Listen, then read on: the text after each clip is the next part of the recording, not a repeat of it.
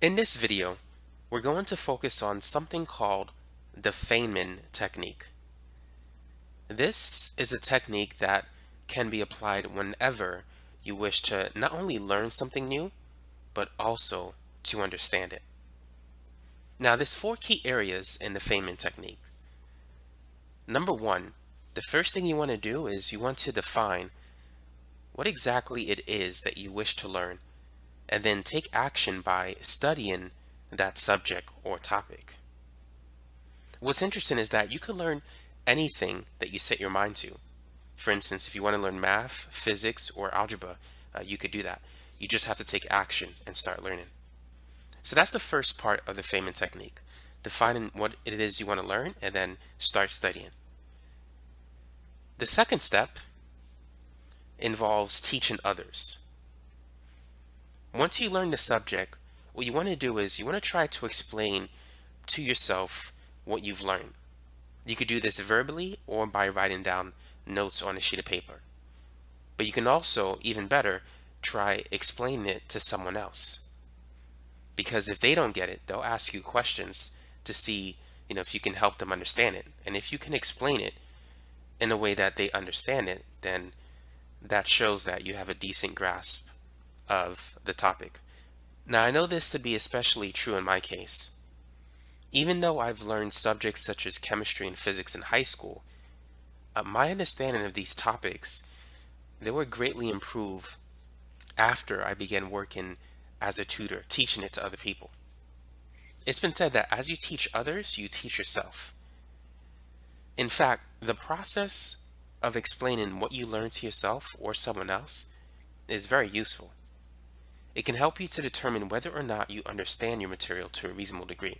For instance, I've heard it been said that if you can't explain it well to someone else, you don't understand it yourself. Now, the third step of the Feynman technique is to identify gaps in your understanding. After you try explaining the subject to yourself or someone else in step two, chances are you're going to pick up on some gaps in your understanding that you didn't know were there the first time you learned the material. Once that happens, you want to go back and review the subject a second time to fill those gaps that you've identified. So whenever you're reading a book, or let's say if you watch a movie, whenever you do it a second time, don't you notice additional details that you missed the first time you read the book or watched that movie? I know this is true for me. Therefore, whenever you learn anything new, it's always good to review the material a second or a third time to gain a better understanding of the subject. Because once you understand it, it's going to be difficult for you to forget it. I know in school, what I like to do is I like to learn the material ahead of time before the teacher teaches it in class. Because once I'm exposed to the material the second time, it deepens my understanding of the material. So anytime you review a topic, you look at it a second, a third, or a fourth time, you're going to gain additional details that you probably didn't notice were there before. So that third step, reviewing to fill in the gaps of what you don't understand, that's part of the Feynman technique. Now, as you try to explain what you've learned to someone else in step two, when they ask you questions and if you feel like you can't answer it, that's how you can identify gaps in your understanding. And that's when you go to step three to review the material again to fill in those gaps that you've missed.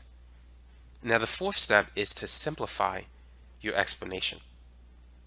You want to understand the material so well that you can not only break it apart down into its fundamental elements, but also make connections with other similar topics. Once you get to a point where you can explain it simply to a kid, that's when you reach a point where you've acquired a reasonable understanding of the subject. So, whenever you wish to learn something new, or even understand something, try explaining it to yourself, or even better, to someone else.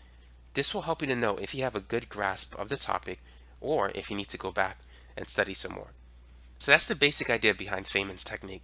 of learning something new and understanding it. Number one, you want to study it. Number two, teach it to others. Number three, once you've identified gaps in your knowledge, go back and review the material. Number four, simplify your explanation. Develop the ability to explain what you learned in such a simple way that anyone with a limited vocabulary can understand. So that's the basic idea behind Famous Technique, and hopefully you found this video